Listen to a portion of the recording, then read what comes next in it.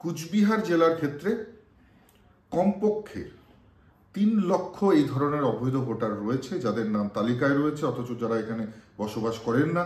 আবার অনেকে রয়েছেন ভুয়ো ভোটার, 2002-এর পরে এসে যারা মিথ্যে একটা ব্যক্তিকে বাবা বানিয়ে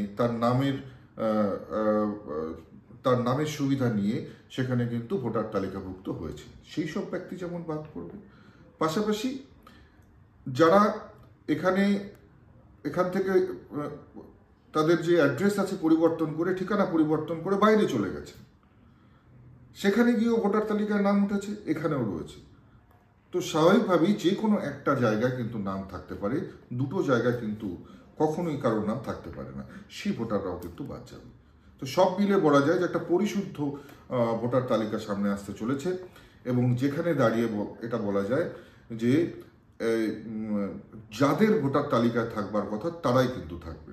এবং বিশেষ করে বর্ডার ভিলেজেসগুলো, যে বর্ডার দিনাটা, সিতাই, শীতলকুচি, তুফানগঞ্জের একটা পার্ট, মেকলিগঞ্জ, এইভাবে একেবারে উত্তর দিনাজপুর, মালদা হয়ে, বনগাঁ হয়ে উত্তর 24 পরগনা, দক্ষিণ 24 পরগনা, যে বর্ডার ভিলেজেসগুলো রয়েছে, এখানে দেখা যাচ্ছে যে জন্মের যে হার, যে যদি জন্ম তালিকা বের করা যায় 20 বছর বা 25 বছরে, সেখানে জন্মের যে হার, সেই হারে যদি বৃদ্ধি হতো জনসংখ্যা, তাহলে যা হতো তার থেকে দ্বিগুণ সংখ্যক। এটা তো অসম্ভব। কি করে একটা গ্রাম পঞ্চায়েত এলাকায় একটা বুথে 15 বছরে ভোটার ডাবল হয়ে যায়? এটা নিশ্চয়ই শুধুমাত্র সেখানকার মানুষ দিয়ে হতে পারে না। বাইরে থেকে লোক এসে সেই সমস্ত জায়গায় বসবাস শুরু করেছে, তারা ভোটার তালিকায় নাম নথিভুক্ত করেছেন, যে কারণে হয়েছে, সেইগুলো খতিয়ে দেখবার প্রয়োজন রয়েছে।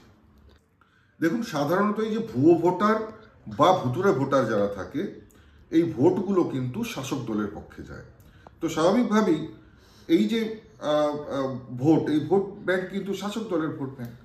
অর্থাৎ ধরুন যে বুথগুলোতে ছাপ্পা হয়, যেখানে ধরুন সুকারুরকুটি, ওকরাবাড়ি, গীতালদা, সুটকাবাড়ি, এই সমস্ত জায়গায় তো বিরোধীদের কোনো এজেন্টই থাকে না, কারণ সেই জায়গাগুলো তো এক একটা মিনি পাকিস্তান।